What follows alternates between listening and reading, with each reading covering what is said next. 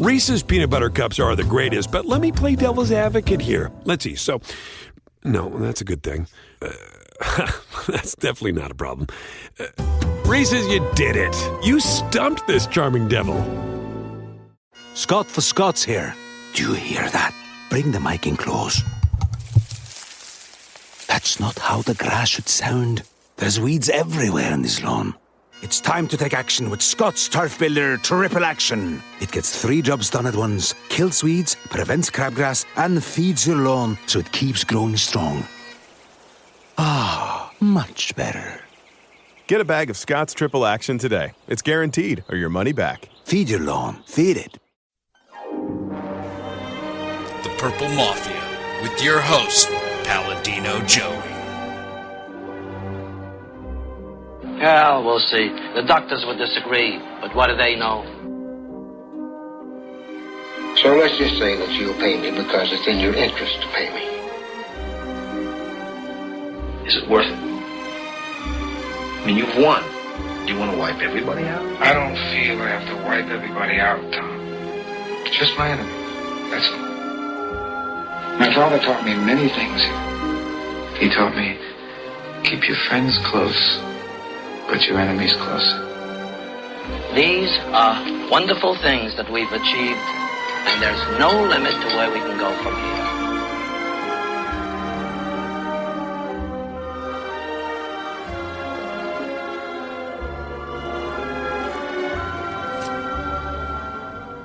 Welcome to the family here on Purple Mafia.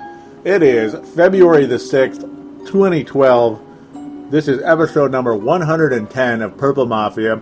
I am, of course, your host, Joey Wygen, or Paladino Joey, as Dylan Richardson was so kind enough to introduce me at the beginning, who is, of course, the executive producer of thesportstuff.com, which is where this show is available. It is also available on iTunes. I thank each and every one of you always for downloading and listening to this show, as always. It has been absolutely fantastic, and this concludes my 20th season as a football fan. Yes, it does.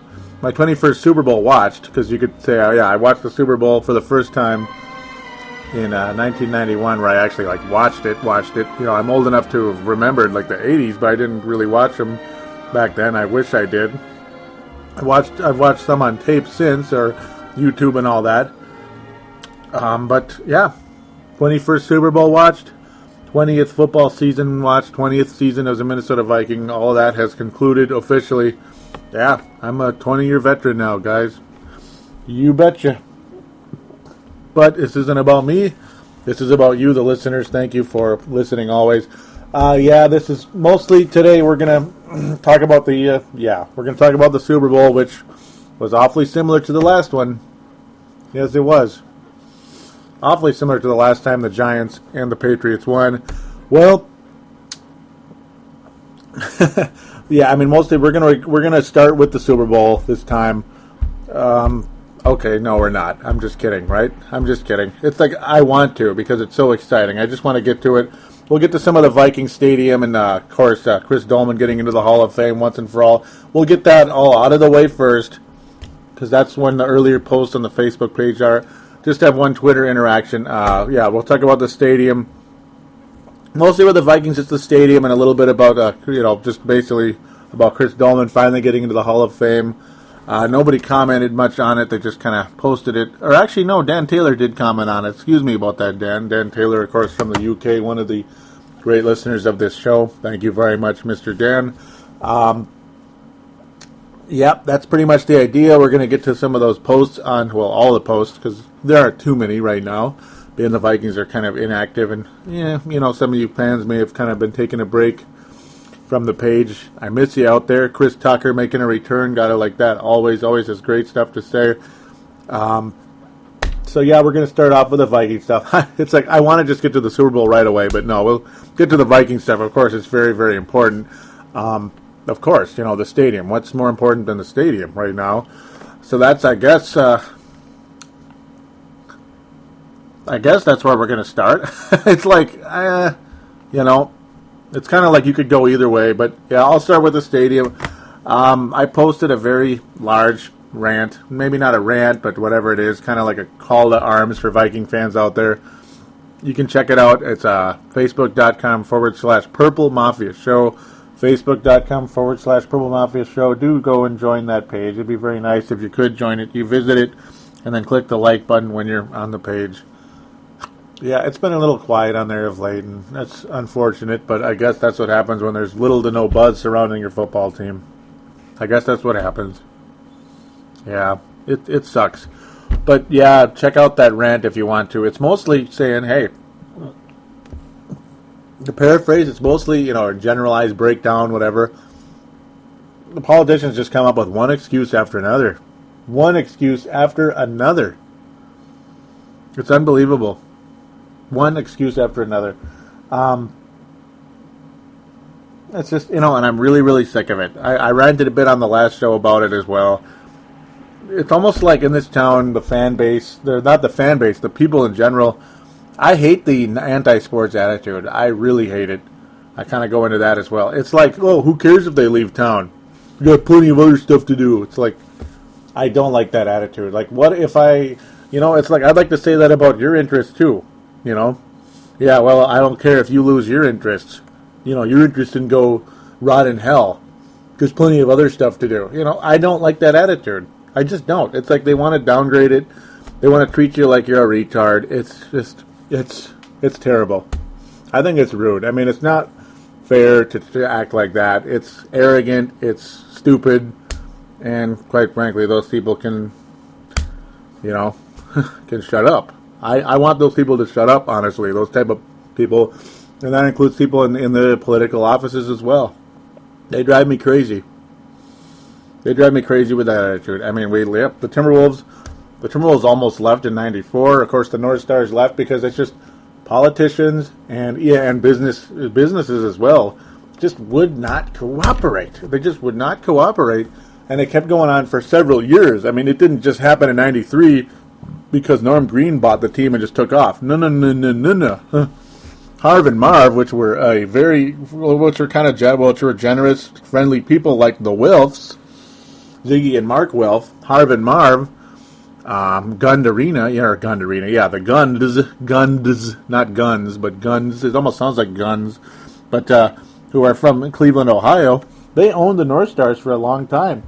They were generous, friendly, they enjoyed it, but they finally just sold the team to, unfortunately, a guy named Norm Green. But we'll get to, the Norm Green part, we'll just not worry about that part right now. It's more importantly, the focus here is how the politicians and such just kind of said, they just kept trying to call the Guns bluff and all that stuff about we need a new arena.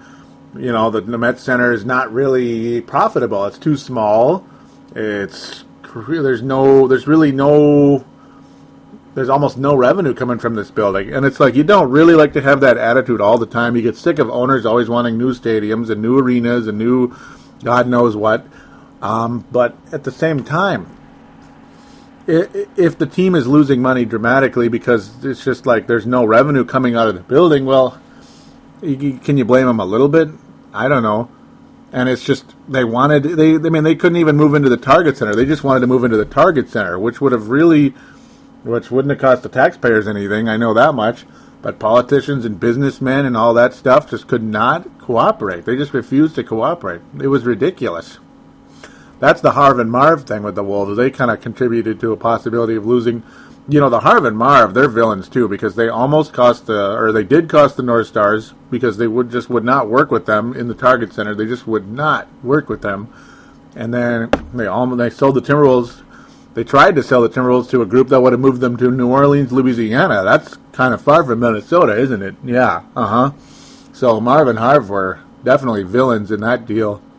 The founders of the team basically gave Minnesota the middle finger there in a big way, double. But at the same time, the politicians have been a problem from day one, pretty much, with every sports franchise in the history of this town. Yes, they have. Yes, they have. Ladies and gentlemen, the Minneapolis Lakers played in the Armory, and was it Minneapolis Auditorium or something? That would only seat like 4,000 or 5,000 people. It was freezing cold. The floor was basically as hard as a rock. And it's like they just refused, the city and state and all that, mostly the city especially, refused to work with the Minneapolis Lakers to try to keep them in town. And then when you get Los Angeles, the city of angels calling, basically, say, hey, come on over here, we have this for you. Well, we all know who the LA Lakers are, don't we?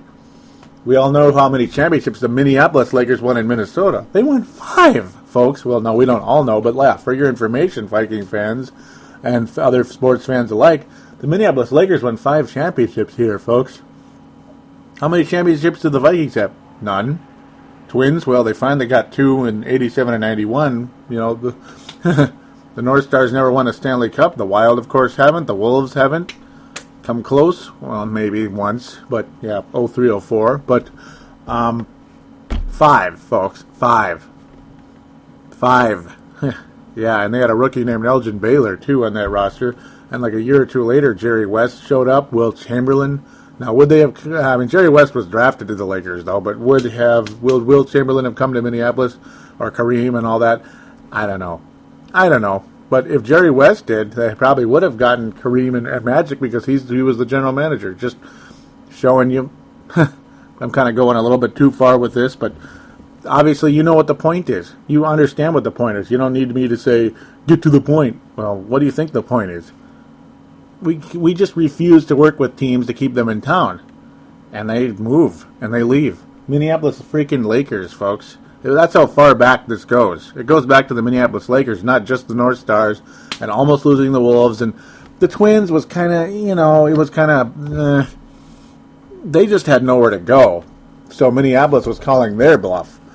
Minneapolis got lucky, though, that the Twins had nowhere to go. They had nowhere to go. That Quad City stuff from North Carolina was a load of BS. That was lame. And so Carl Pohlad really had no weapon, but the city of L.A. is calling again. Yeah, the city of L.A. is calling again. They want another purple and gold team to play in their city. I couldn't handle that. I just could not handle the possibility of this team leaving. I couldn't. And yeah, this would be a Chicago Bears show if they did. It would. It may be a little bit more difficult dealing with the Chicago market than the Minneapolis market, but hey, it's bigger. And no, I'm just saying. I'm just throwing that out there. I don't think they're going to move. I don't. That would be the most stupid, imbecilic failure in the history of Minneapolis. It would. Honestly, it would. Outside of giving away military secrets to the enemy of like the United States or something, whoever it would be, about where to hit Minneapolis, that would be about that would be worse. Yes, but I'm just saying. This would be a financially the attraction to the town, that type of deal, tourist, all that stuff. Financially, attraction, all that stuff. I'm not using the words very well, but you know what I'm getting at. It'd be a historic failure. It would. It really would. And, well, now we're down to the Dome site mostly, and sites that are close to the Dome. It sounds like they're trying to kind of get things going. They're trying to rally support for the stadium. I just hope it works out. I do. Some people just have the worst attitude ever. Others, it's like they want to do this, they want to do that. The Vikings don't want to give up $50 million by playing in the TCF Bank Stadium for 3 to 5 years or so. I can understand that, though. Even that gets a little bit frustrating. But then again, as all of you know, it's easy to tell somebody, give up $50 million. Give up the 50. Yeah, SOBs. Well, they're giving up 300 or 400, 390, I think, in the plan, right? That's a lot of money, man. They're giving up 390. They're not exactly getting a free-for-all here. You do have to remember that. Yeah, they would make more money, and yeah, that's where the $50 million would pay for itself later. I can understand that in some ways, but at the same time, $50 million is what? That's right, it's $50 million. So it's one of those deals. And of course, the thing would benefit the city a lot more than people want to admit. It would. You think it wouldn't? The Twins are one thing. They go from a 94-win team to a 99-loss team within a year in Target Field. But the building still sold fairly well. It didn't sell as well as it did the first year, but the team sucked hardcore. And, well, the reality is the whole old pig with lipstick is still a pig. You know, if the team sucks, it doesn't matter what building they play in all the time. They still are a sucky team. It's just one of those deals. But I'm just saying, it still sold significantly better than the Dome. Significantly better. You go there to enjoy the stadium more than the team. In the case of the Vikings, well, there's so many Viking fans out there. I think that thing would have no problem selling out. I mean, even the Dome has no problem selling out. So I would think a new Viking Stadium would be a wonderful deal for everybody involved. Lots of corporations, small businesses, and small businesses alike. That's the deal, though. Yep, we're looking to try to build in areas close to the Metrodome site to try to avoid the Target Center thing. The Basilica thing has all but completely disappeared. The site near the Target Center and Target Field, of course, if you Target either way, they're in the same spot, basically. That's gone. The farmers market is pretty much, the farmers market thing, we don't hear about that anymore. Arden Hills still exists, but extremely unlikely. The Vikings highly prefer that. Then they could be like Foxborough with the New England Patriots, which is a fantastic deal. But for the Vikings, it would be a fantastic, they would be the stars in town rather than just kind of part of Minneapolis. Yeah, well, Minneapolis is better for more people, I think, but Arden Hills, they'd be able to have all the parking and stuff available, everything. And Arden Hills really isn't as far away as some people might think. It's not in Michigan. it's a different Arden Hills. But we'll just have to see what happens. They're talking about the job crisis, all that stuff in there as well. That would help it a little bit. I mean, 3 to 5 years of construction and such probably would create more jobs as well. We'll see. I mean, I think I'm probably talking a little bit too much about the stadium, but that's what we're here for, right? That's very much what we're here for. I made a similar rant on Twitter, the Twitter account as well. I only got one response, but it was a nice response. Michelle Baker, TM Baker, 19 says, "That's right, end of it, point blank," when I said, yeah, sick and tired of the excuses, just get the damn thing done, basically is what I said, and that's how she responded. Well, yep, twitter.com/Purple Mafia Show is the Twitter account for Purple Mafia, the Purple Mafia Show, or whatever you want to call it, and there it is, that's it. That's the end of the Twitter interactions, because I really wasn't as active on Twitter as some of you may have liked. Sebastian Balls, here we will stick with the stadium topic for a little bit longer. He says, basically F Minnesota politicians. He doesn't spell out the whole word, but half of it. He said, F Minnesota politicians, we can't even find a way to keep a team in our state. And yeah, North Stars, Lakers, North Stars won a Stanley Cup in Dallas. Yeah, they did. Not long after, with a lot of the same players. Yes, they did.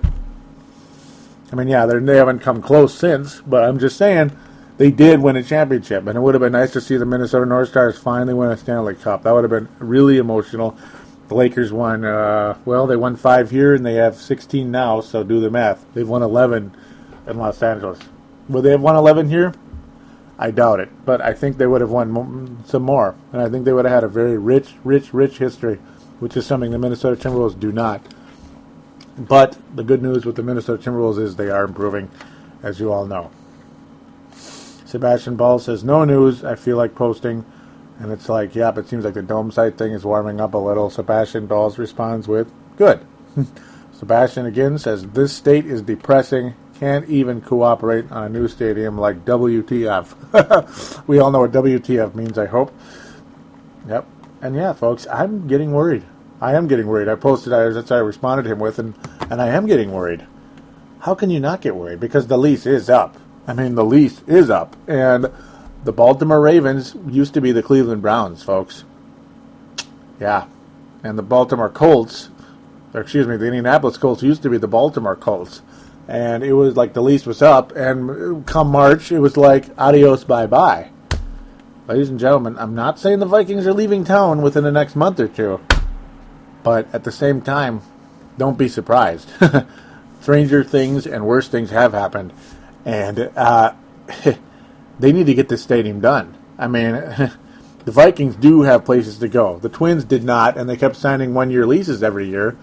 You know, they basically played without a lease in the Dome for about 4 or 5 years. I mean, their lease was up in, I don't remember, was it 2002 or 2000? I can't remember, 2005. It was something like that, but it was up for a long time. It was. Now, why they signed for such a short lease, I have no idea. Maybe the Dome is a better football stadium, and yes, it is.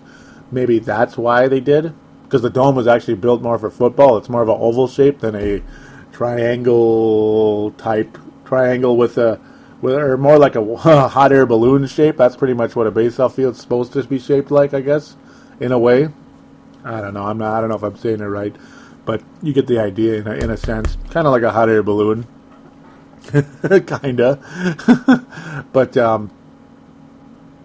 yeah, football's more of a big oval. That's how the stadiums are usually for football, and the Dome is kind of more built that way, a big oval or big round deal. Whereas the Met Stadium was a baseball stadium, it was not a football stadium. So yeah, the seating was screwed up for football, and then with the Dome, the stadium was screwed up for baseball. The seats just not facing the right direction for that sport to really for the fans to get maximum satisfaction out of the building. There you go. Finally getting the right words there. Thank you very much. That's my job, is to have the right words, and still kind of bleeping that up. But that's pretty much where it is at the stadium, folks. If you'd like to call in and shout out, comment, question, rant, something, hey, the next show will be State of the Vikings Address. This is a early message for all you out there. The next show will be the State of the Vikings Address 2012. So get your voices ready. Get those cell phones on, because most cell phones have a long-distance plan. Doesn't matter where you're from, unless it's like, out of the country, I don't know if you can do it. I don't know. It depends. But it is a Skype number, 209-736-7877, 209-736-7877. Rant about the stadium, talk about the draft, talk about the current state of the team, talk about free agency, talk about Leslie Frazier, talk about any goddamn thing there is. Talk about Peyton Manning. Maybe Peyton Manning's the next aging star quarterback that's going to come here. Nah, we're not a competitive team right now. We didn't finish 10-6 for the division title the previous year, where all we needed was a good quarterback. It's not the same situation as it was in 2009. Damn it. But yeah, Peyton Manning's gonna be that guy for somebody out there, I think. I don't think he's going back to Indianapolis. If the guy can stay healthy, because like I said in episode 109, the words neck and injury, and also the words neck and surgery, don't go together very well, do they? No, they don't. When it comes to professional sports or really anything, neck injury, neck surgery, yikes, scary. But if he's healthy and ready to go, watch out. Oh, and we're going to be talking about Manning very soon. We're going to be talking about Manning. Yep, it's a 2-1 victory so far. 2-1 lead for Eli. Old Eli is leading the Super Bowl ring race for the Manning brothers. Unfortunately, their father wound up with 0 because he played most of his career with the Saints. Yeah. Poor guy. Yep. Old Archie. Anyhow, you get the idea. Do call into the number. Once again, 209-736-7877. You could talk about the Super Bowl as well, but no, this is an early thing. Yep, you can have a late Super Bowl call. I don't care. I'm mostly talking about it on this show, but if you want to comment on it, you're more than welcome to do that. I'm not mad if it's an old topic. I'm not one of those show hosts that's going to go like, that's old, like, get out of here. No, it's not old, because it's not old until training camp. Quite frankly, it's not. You're more than welcome to call in about pretty much anything regarding the 2011 season, if you'd like to. So now we'll get to the final Vikings topic for the time being. Well, Chris Carter did not get into the Hall of Fame. Chris Coleman did. That's right. Dan Taylor says, disappointed for Chris Carter, but happy to see Chris Dolman, so another Chris got in. Chris Dolman going into the Hall of Fame, more than deserving, you betcha. Chris Dolman, one of the greatest all-time defensive tackles to ever play. One of the sack leaders of all time, a top 10 sack leader of all time. The Vikings have several like top 20, top 50, whatever sack leaders in this league. They have several. The Minnesota Vikings it's, you know how every team kind of has a specialty, right? Every team has a specialty at a certain position over the years. Like the Pittsburgh Steelers, it's in general their defense. The Baltimore Ravens, I would say it's been their linebackers and their secondary. That won their championship. Dallas Cowboys, it was the offensive line. San Francisco 49ers, the quarterbacks. And you could say receivers as well with San Francisco. They've had some good ones. But I think it's mostly the quarterbacks, though. Montana and Young, unbelievable. But, it's one of those deals. The Colts, Johnny Unitas and Peyton Manning. The Packers, Brett Favre, and Aaron Rodgers. See, certain teams, and Bart Starr, certain teams have a great history at a certain position. It's like I just kind of keep going, don't I? But it's one of those things. You do keep going because it's just certain teams constantly have talent at that position.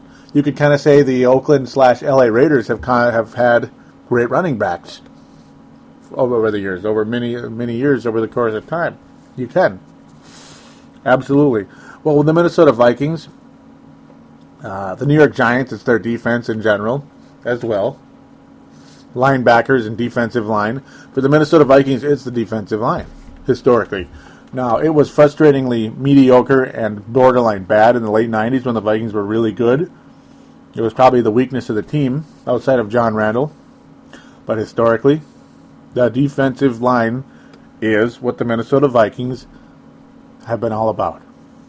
The nickname, the Purple People Eaters, is because of the defensive line. You had Alan Page, who was in the Hall of Fame. Carl Eller, Hall of Fame, of course. Jim Marshall, I think he finally got in, if I remember correctly. Yep, Jim Marshall, of course. Yep, he's a Hall of Famer. Gary Larson did not get in, but he was more of a run stopper. But hey, Purple People Eater. Purple People, not Purple Quarterback Eaters. Purple People Eaters. Get it done. Then you had Chris Dolman, John Randall, Henry Thomas, Jared Allen, Brian Robinson. Brian Robinson's good. Not as good as those other guys. John Randall is in the Hall of Fame, folks. As you do remember, Chris Dolman is in the Hall of Fame. Remember the old days? Yeah. Remember the 92 Vikings, the defense they had? 93, I believe Chris Dolman was still here, if I remember correctly. Yeah, I'm pretty sure he was, right? Chris Dolman, Henry Thomas, and John Randall all at the same time, man. That's another Purple People Eaters right there, quite frankly. Didn't get us to the Super Bowl because we were lacking in several other positions at the time. We didn't have any running game at all. Quarterback was a different guy every year, which was getting retarded. That's kind of been that's the history of the Vikings as well. Always rushing to put in the Band-Aid guy at quarterback. Or the Band-Aid star. Which I've been encouraging a guy from work to call in about that. He's a lot to say about that. I'm going to kind of save that topic for when he does call in. It's a doozy, but the Vikings always try to have that one-man deal to try to go for the one-year wonder, and it never works. It's never worked yet.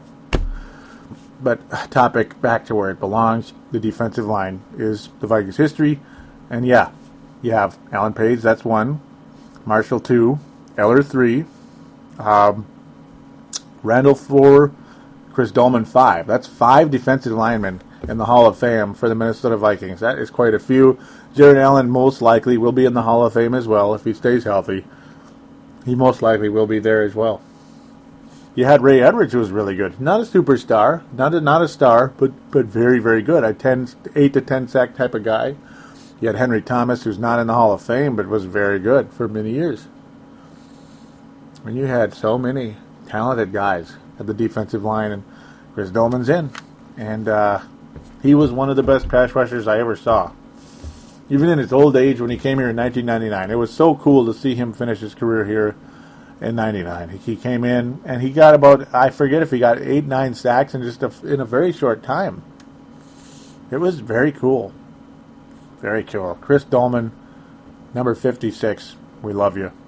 Great career. Good job. Of course, he also played with the 49ers and fed with the Falcons, but played better with the 49ers after that. He was on that very talented 1997 49ers team that could have gone to the Super Bowl. They were 13-3 with that great defense. It was good stuff. It sure was. So with that said, with that two-word deal, Super Bowl. Yeah, let's get to the Super Bowl. We'll be right back right after this.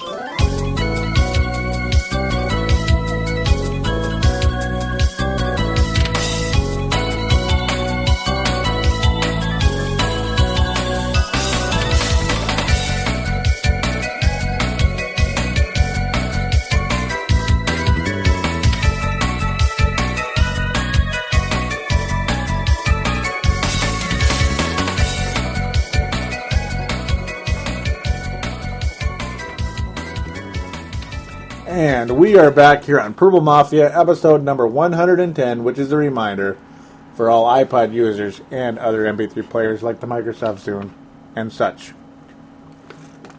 Yep, MP3 players can go anything from like $300 with the original iPod Classic. Well, not the original, but the iPod Classic, or like really upgraded iPod Touch, all the way down to $12 or $13 you could get at Micro Center, Best Buy, whatever. MP3 players can be a price range of anything and everything. Welcome back to the show. So yeah, it's been about 40 or 50 degrees this week, hasn't it? Yep, it's been about 40 or 50 degrees. Well, this week it's been a really warm winter, and yeah, the days are getting longer. Yeah, the daylight, it's getting longer. Unsweet iced tea from McDonald's tastes really good, too. And no, that's not an advertisement, but yeah, it tastes good. Oh, wait, I was going to get to something, but I forgot. Shoot. That's really bad when you forget what you're going to talk about when you have a show to do. Oh, yeah, the Giants and the Patriots played yesterday. That's right. Yeah. Yeah, that's kind of hard to remember, though, because, it's just not that exciting. It's not really, nobody watched it. It's like, who cares? Okay. Yeah, it was pretty good. Yeah. Yeah, there was a game yesterday, wasn't there? And I've been waiting to talk about this. Like, I've been, chomping at the bit since the game ended. Shucks, I should have recorded it immediately after the game, but I wasn't even at home. Shout out to Paul Toonerver's Kenneth, who I hope is listening, but I don't know. Yeah. I hope so. Somebody's out there listening, right? If you're out there listening, wave to me. Oh, wait, I can't see you. Crap. But, yeah, you get the idea. That was a hell of a football game, folks. But, ladies and gentlemen,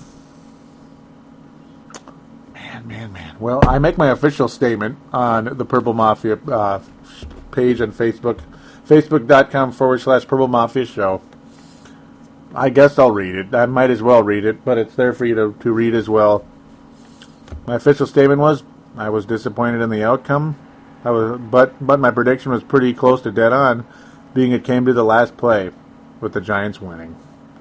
Really unhappy with the Patriots' drop passes and inability to recover three Giant fumbles. Unacceptable.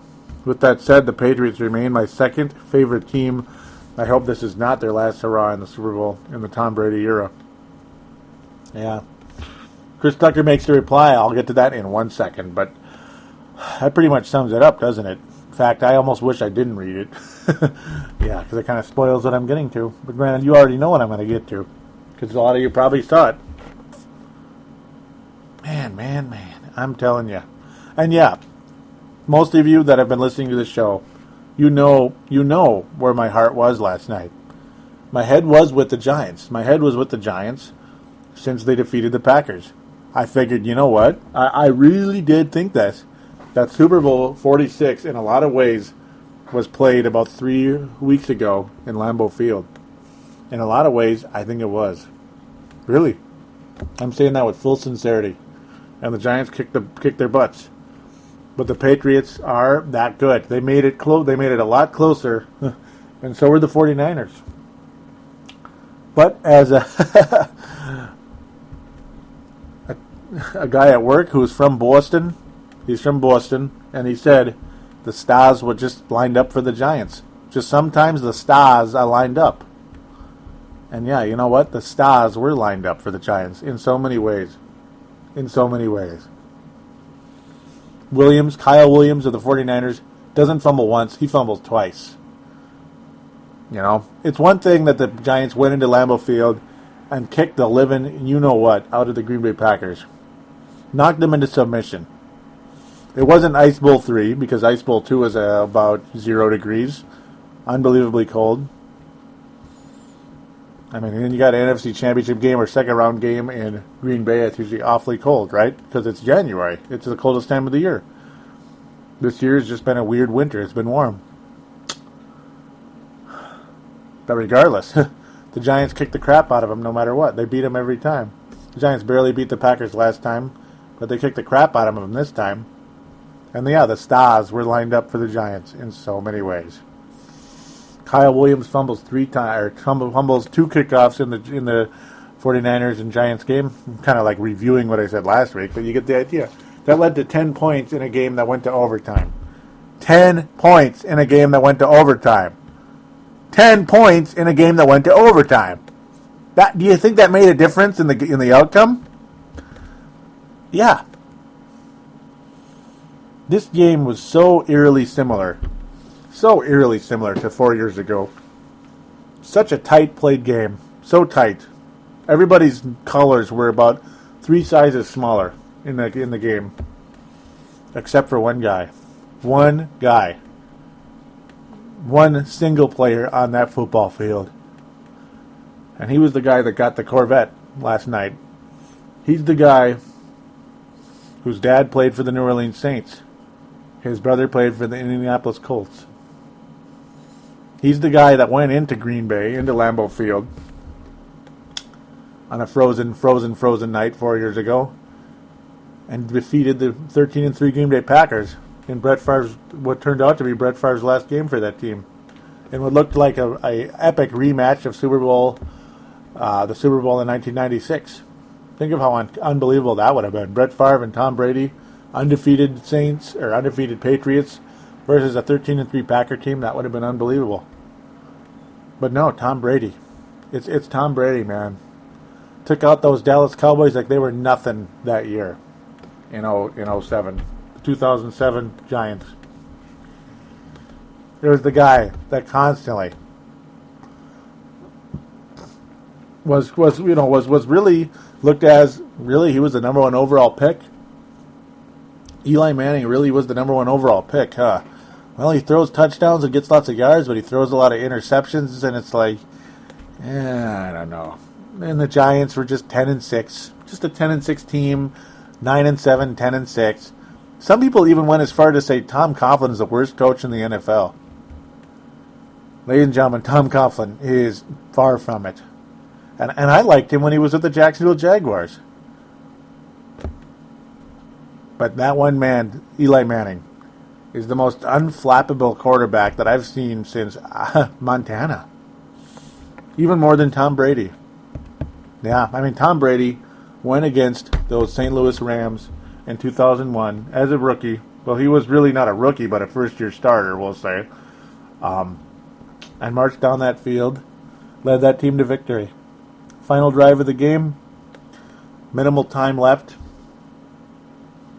Young man with a sore ankle took that team down the field and led them to victory. But Eli Manning has done it twice in the Super Bowl now. Twice. Tom Brady did it in more than once in the Super Bowl as well. But right now, Eli Manning is about as unflappable as they get. He is unflappable. He just flat gets it done when it matters more than anybody. Tom Brady did not lead his team down the field last night. But you can argue, though, that his teammates let him down. They let him down. The offensive line gave up way too many. They gave up that the offensive line was beaten by the Giants' defensive line several times. Yes, it was. So many times. Brandon Jacobs got through the Patriots defensive line so many times on those key first downs throughout the game. But, folks, this game was so similar to 2007. I can't even believe, in so many ways. But most of all, above everything, we'll get to some of the similarities in a little bit here. Because I'm not going to turn that into like a game review. This is more of an emotional game review. It's not one where it's like, well, the Patriots did this in this quarter and the Giants did that in this quarter. No. The Giants did lead 9-0 at one point, the safety and the touchdown and all that good stuff. But we'll worry about that in a minute. That's all you need to know in terms of, game reviews that way, like you're reading a book. I'm not going to do that anymore like I used to. But the New England Patriots are looking a lot similar. More and more similar the past two Super Bowls they've been in, and in the postseason as well, the general postseason. They're starting to look more and more like the Boston Red Sox before they started winning the World Series in 04 and 07. They're starting to look like the Boston Red Sox, where they'll get there. Oh, they'll get there. But for whatever reason, they'll choke. The Patriots have become chokers, folks. They have. Tom Brady choked in 07, I think. Honest to God, I think Tom Brady choked in 07. And guys like Asante Samuel, who had the ball in his stomach, in his chest, that would have ended the game.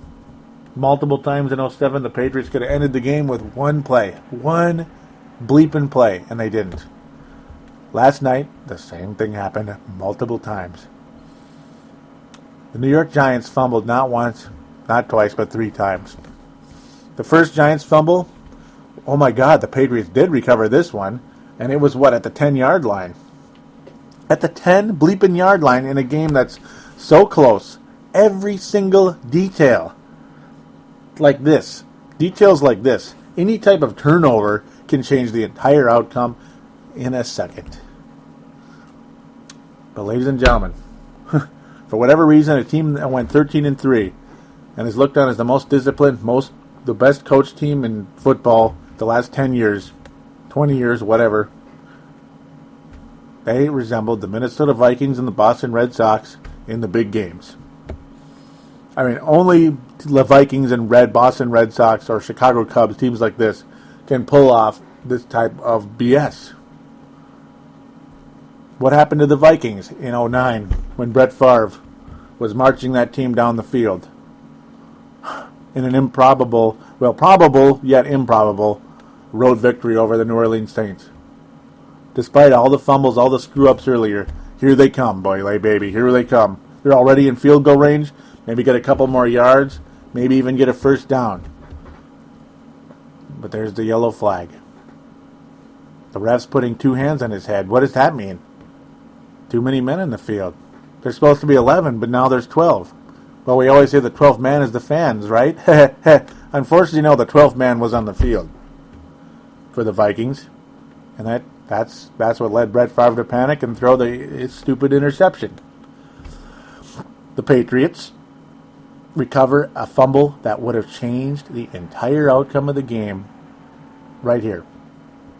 And this is just one instance, folks, that would have changed the entire outcome. There were at least 4 or 5 instances that would have won the game for the Patriots. They would have won the game. Or most likely they would have won. It doesn't guarantee them a victory, but I'm telling you, their chances of winning were sky high had they completed one of these. But they recovered the ball on the 10, and there were too many men in the field. Too many men in the field.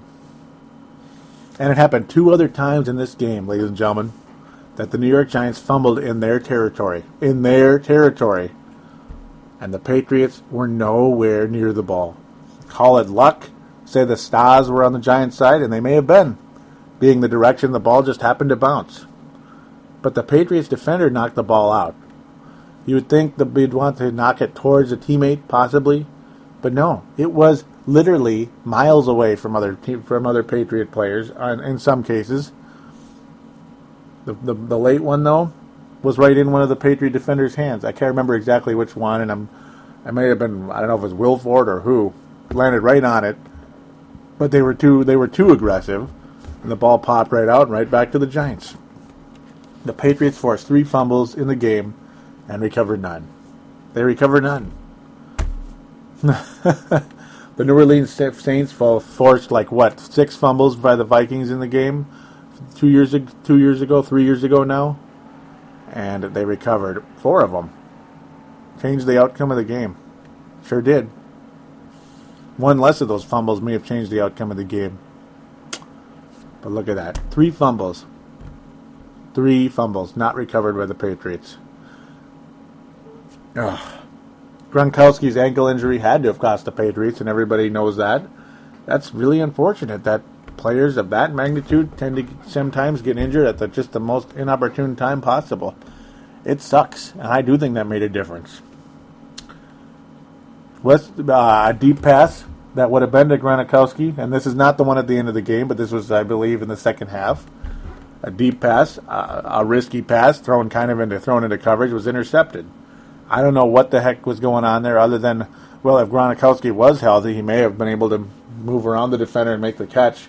I don't know. But that was a costly mistake. The Patriots offense is doing good, and they kind of got a little greedy. They gambled a little bit there and lost. But there were so many dumb penalties by the Patriots, so many drop passes by the Patriots in this game, that I can't even tell you what the hell was going on. They absolutely resembled the Vikings, Boston Red Sox, and Chicago Cubs in this game, in the big games. And I'm not trying to rip on the Vikings and rub it in your faces, but you all that are listening to me right now know exactly what I'm talking about. I mean, only the Vikings could fumble 2 kickoffs against the New York Giants in 2000 to start the game. Only the Vikings could pull that off. The first 2 kickoffs before they even have an offensive series, they're down 14-0. Ball game. Only the Vikings could fumble 6 times against the New Orleans Saints. Only the Vikings could have a missed field goal that would have ended the game against the Atlanta Falcons. Only the Vikings.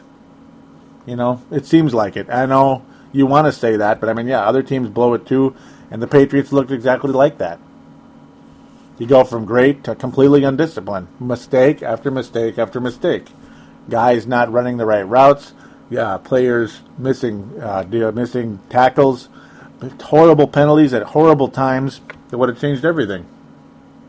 It's like, here we go. You get a first down. Nope. Holding. Here we go. Here's a first down. Nope. It's just one thing after another. One horrible mistake after another. The Giants look like they were going to be stopped. Patriots leading by 2. 3rd and 10. Offsides. It's now 3rd and 2. Good job. Now it's 3rd and 2. And then Jacobs ran right through. Brandon Jacobs ran right through. I may be bouncing around a little bit, but it's like, who cares? I don't need to organize the whole game exactly perfect. It's just one detail after another. You know, that's what matters. It's the one details after another. Unbelievable. But the drop passes, in the end, were the undoing almost more than anything else. Patriots up by 2 points. What looked like a perfect pass. It was a perfect spiral. Maybe a little bit overthrown, but not much. Still right on the hands of Wes Welker, and it bounced right out. Wes Welker catches that pass. The Patriots probably win the game, folks. Probably. No guarantee, but probably. Because if they do score a touchdown, I mean, you got a first down on the 20-yard line. The Giants' 20-yard line, of course. The Patriots, the way their offense was clicking at that time, more than likely would have scored. And if they did score, it would have been a 9-point game with 2 minutes or less left. That's it. It's over.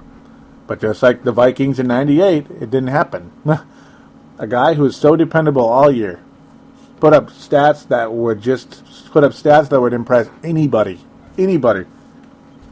He doesn't make the catch when it matters most. Again, there it is again. It was a la Gary Anderson. Like, are you kidding me? He didn't catch it? Shit. Okay, I used a word that I almost never used on here, but I said it. And I'm sure that's what every Patriot was saying. Okay, we're still up by 2, and our defense has been playing pretty good. We've kept the Giants down for a long time. That's good. But they sure didn't stop them then. No, they didn't. Oh, they pinned those Patriots down on the 10-yard line. But ladies and gentlemen, we all know who the quarterback of the Giants is. He's not Joe Montana. He's not Steve Young or Peyton Manning or Brett Favre or anybody like that or Elway. But Eli Manning has the blood that runs through the veins of Eli Manning is ice cold. It's Antarctic cold, ladies and gentlemen, in this moment. And here we go. The true Deja Vu to 2007. Patriots up by a small margin. There's about 3.5 freaking minutes. More than 3.5 minutes left. Boy, does this seem eerily familiar, doesn't it? Boy, why does that seem so familiar? That's weird. The stars were on the side of the Giants, folks. In so many ways. Or was it just Eli Manning is that good when he needs to be? He could be mediocre at times, but no, he really isn't, is he? In the mainframe of things, he isn't. You can have the greatest season ever and suck in the biggest game. You could have a decent season and be ice cold clutch, assassin clutch when it matters most, and that's what Eli Manning is. Now, Manningham made one mistake after another during this game. Made some decent catches, but also made plays that screwed the game, that screwed the Giants up on multiple occasions. Chris Collinsworth made it known several times during the game, like, what is he doing? He's literally, like, screwing it up for Eli Manning here. He's making Eli Manning basically throw the ball out of bounds, make it an uncatchable pass with the way he's running his routes. He's not even staying... He's not giving a cushion for Eli Manning to throw the ball, so Mario Manningham, can make a sideline catch. He's too close to the sidelines, so Eli Manning can't even get it to him properly. Collinsworth is making that known several times. But then Eli Manning, on the very first play, just hoists the ball up in the air, and it's like, you got to be kidding me. Manningham pulled it down, and yeah, both feet were down. Yes, they were. In a lot of ways, I want to call it luck because I don't think Mario Manningham is that good. I really don't, and I don't think anybody does. But I guess the stars were on the side of the Giants. Again, you could keep saying it because what happened in 07? David Tyree. It's like literally angels held that ball on Tyree's helmet in that game. I mean, it's unexplained.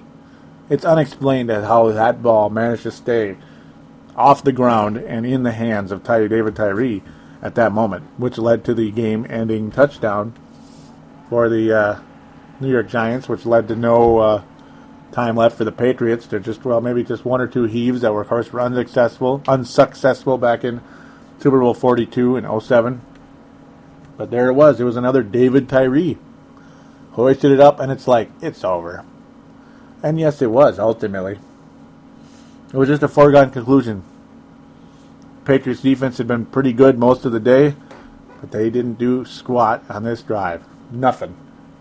It was literally in Manning's hands and out of his hands and into the hands of the receiver. One play after another after that. Eli Manning is immortality, ladies and gentlemen. And he showed it on this drive in such an amazing way. The final drive of the game. Well, final drive for the Giants, the one that mattered most. Joe Montana against the Cincinnati Bengals in 88. Ultimately, January 89. But you get the idea, the 88 season. That was only 10-6. 10-6. The 49ers were only 10-6 that year. But we all knew who they were. They were the 49ers. And I've seen that drive how many times? Replayed. I've watched it how many times on YouTube? Yeah. Eli Manning right now is the closest thing to Montana. Montana really didn't put up the sexiest numbers ever. You don't hear his name next to Dan Marino's, Brett Favre's, and Peyton Manning's. Dan Marino and Brett Favre and Peyton Manning are what they are. They either have one or no Super Bowls, but they have great stats. See? But Joe Montana had 4 Super Bowls. because he was the best. And Eli Manning right now is the closest thing to Montana. As much as I'd like to say Tom Brady was and is.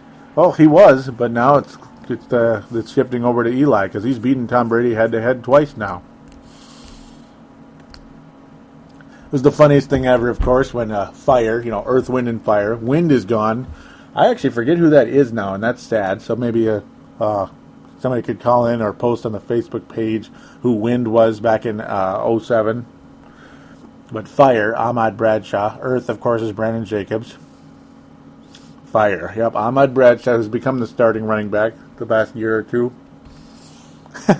They were thinking of, hey, there's so much time left, and we're in the red zone. Let's try to lay down on the 1 yard line and burn the clock all the way down to like 10 seconds left or 20, whatever, and kick the field goal and walk out of here. Hopefully winners.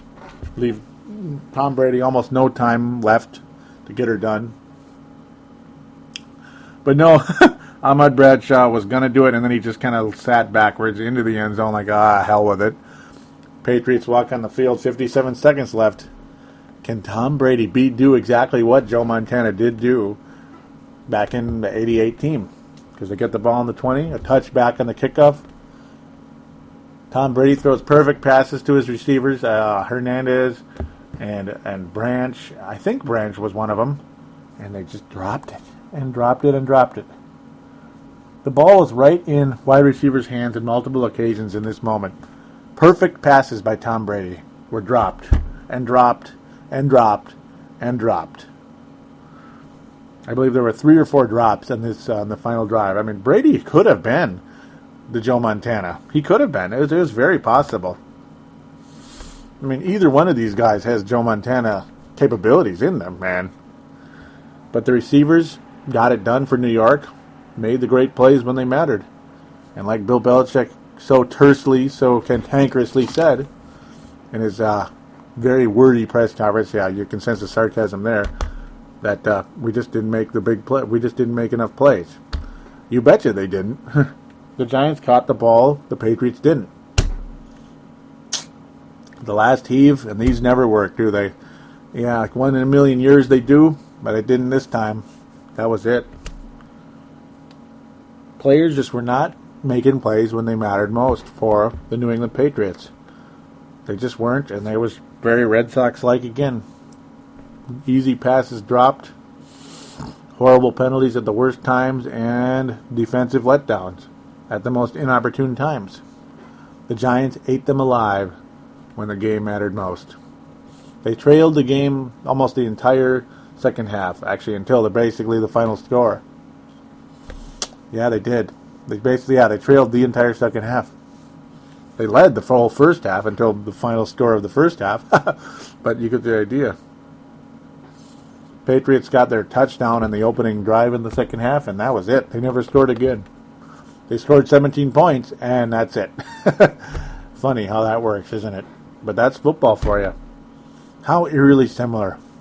I mean, it's literally like a book, a script being written and acted upon. It really is. And no, that doesn't mean I think there's a conspiracy that it's fixed. It's not fixed. It's just not. But boy, the era of the underdog lives on.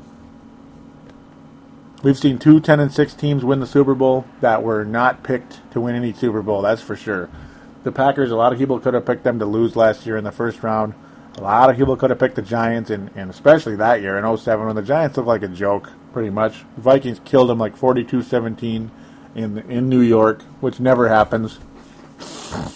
That they go on and win the whole thing with the 10-6 team, and what people once thought was a dopey quarterback. People always used to call him dopey, that he kind of just looked like a dopey Southern guy, And no, nothing against Southern guys. I know there's Southern people listening to this show. It's just kind of I don't know, they're just goofy. But no, 10-6 teams. See, the 10-6 49ers, that doesn't count. You really think they're underdogs against the Cincinnati freaking Bengals who don't win anything ever? No, they were not underdogs against the Cincinnati Bengals. They were a dynasty that had a 10-6 record and still won the Super Bowl. That's what they were.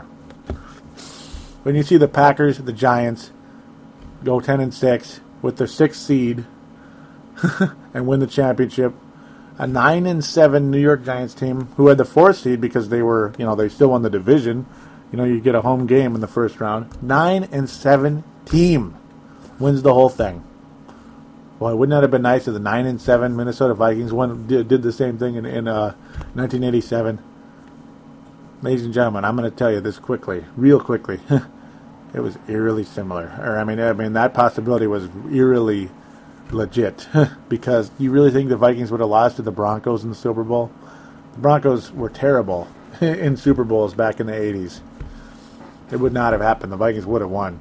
Darren Nelson couldn't hang on to the pass and force overtime, and destiny's just not been on the Vikings side yet. And we hope and pray that someday it will be. We hope and pray that someday it will be. But that's pretty much the game review. Let's get to the post by Chris Tucker. And I'm sorry for holding out on you, buddy. I really am. I just, it just kind of got into the game review. He says, I hear you about the whole Patriots and all that. I hear you, but I would be sick if the Pats got another title. Not because they don't deserve it, but come on.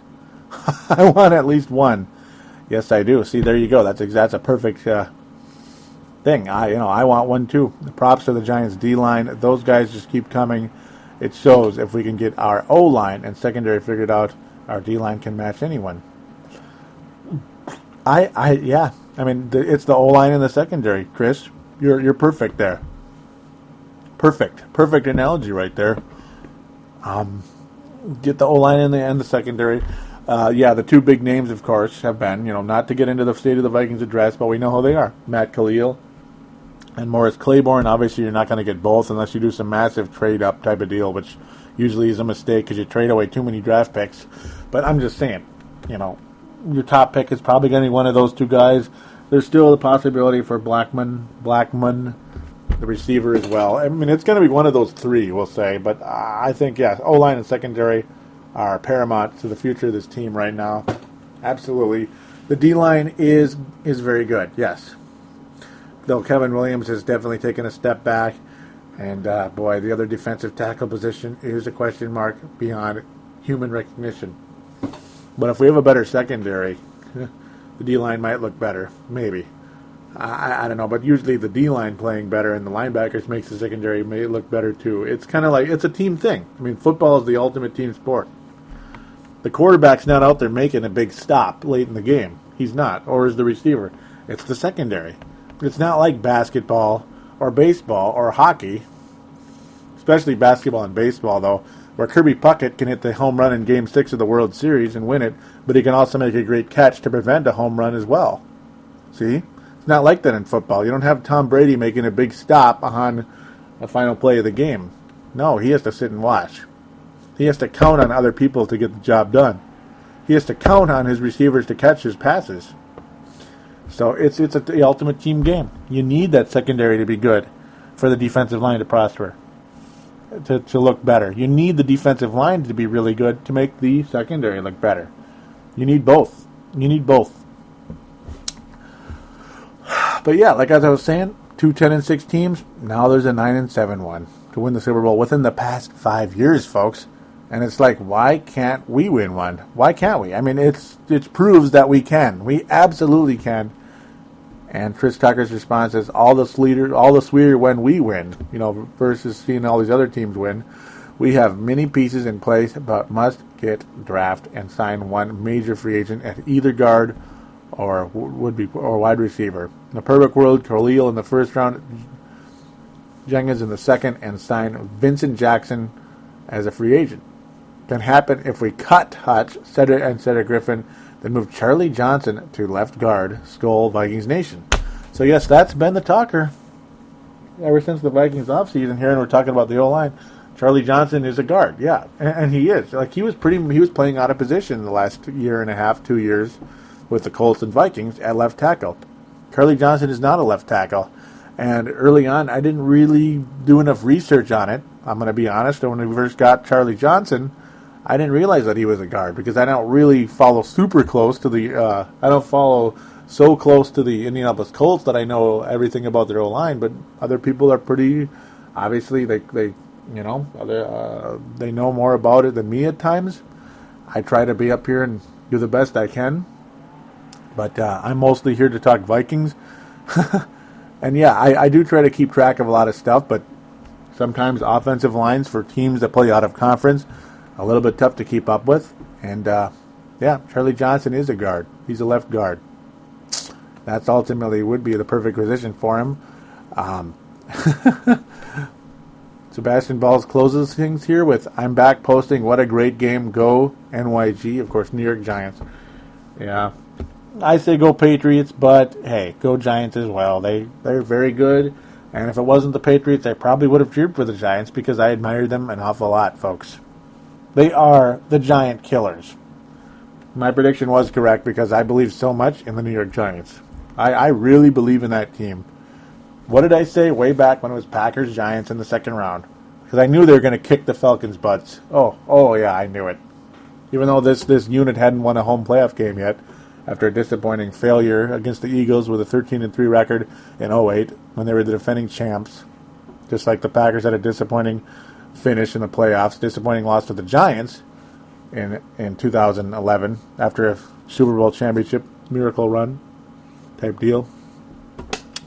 Yeah, I mean, but no, it's like they go into Green Bay. The Giants have a 45% chance of victory here. It's just, yeah, I had to pick the Packers because they were just so damn good this year. They were beating everybody. You had to pick them. You had to. You know, you're not going to just brush things with a broad stroke and say, oh, the Giants will win, but if they don't win, the Packers are great. No. I'm saying the Packers are going to win, but the Giants have a legitimate possibility to win, and if they do, they're going to the Super Bowl and going to win. That's experience right there, folks. That's what that's about right there.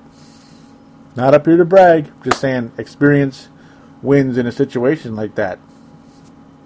And I said if anybody, and I mean, and I said only one team can beat the Green Bay Packers, and that's the New York Giants. I did say one other team could maybe pull off the miracle if they got there to the Super Bowl, and that'd be the Denver Broncos. But that was I said it was more likely to be the Giants, and it was. The Giants are right there, ready to go. The Broncos, that would just be an unprecedented miracle. That would have been really, really weird. An 8-8 team winning a championship. That would have been a lot like the Giants and Patriots game when they defeated the undefeated Patriots. The New York Giants absolutely have a mental block on the Patriots, and it's crazy. Patriots clearly a superior football team on paper and in general, but the Giants clearly a superior team when the lights are brightest. They are the superior team when the lights are brightest. And there you go. It's New York and Boston again. The curse of the Bambino, the curse of Eli Manning. Yeah, we're not going to be too fancy with Curse of Bambino talk. The curse of Eli Manning. It is. The curse of the curse of the great catches, I guess. I don't know. What more can you say? What more can you say? There it is. Well, thank you guys for listening. We're going to get to the contact details. Again, don't forget the call-in lines, 209-736-7877, 209-736-7877. It is a voicemail. Do treat it as such. Mention which show you're calling into, which is, of course, Purple Mafia. Thank you so very much to do that. We'd like you to join the message boards on thesportstuff.com. Would appreciate it also very much if you did. You simply go to the front page of the website, click on the button that says TSS Boards, then click register, get your screen name on there, get going, post in those forums. The teams are split up into the actual divisions to generate more discussion. Very cool idea by Dylan Richardson. Always like the mindset by Dylan Richardson. Would like you to join that. Would be very, very terrific indeed. The Facebook page and Twitter accounts, facebook.com/Purple Mafia, twitter.com/Purple Mafia. Like and or follow those respective accounts if you could. Oh, so please. Would be terrific. Thank you again. Well, get your draft opinions ready. Get your, the coaching staff is set, unfortunately. Yeah, lame duck coaching staff, unless the team improves. But get your draft opinions ready. Get your stadium opinions ready. Get your cell phones ready. Dial up. Get your laptops, cell phones, whatever it is. Cell phones to call, but also cell phones to get on the Twitter and or Facebook page. Ladies and gentlemen, the next show will be State of the Vikings 2012. Let's get those opinions out there. Get those talk some free agency. Talk anything and everything Vikings. Because, ladies and gentlemen, State of the Vikings address is next. Until then, this is goodbye for the time being. State of the Vikings address should be out within a week or two. We'll see. If I get absolutely no response, maybe I'll hold out a little bit for you guys to do something. I mean, this is about you out there. I want your opinions, and I want them now. Doggone it. Episode 111. Ooh, 3 ones. Could it be a sign? Well, I hope so. A sign that something good will happen someday with the Vikings. I sure hope so. But yeah, get your opinions out there, please. Oh, so please. Until then, take care.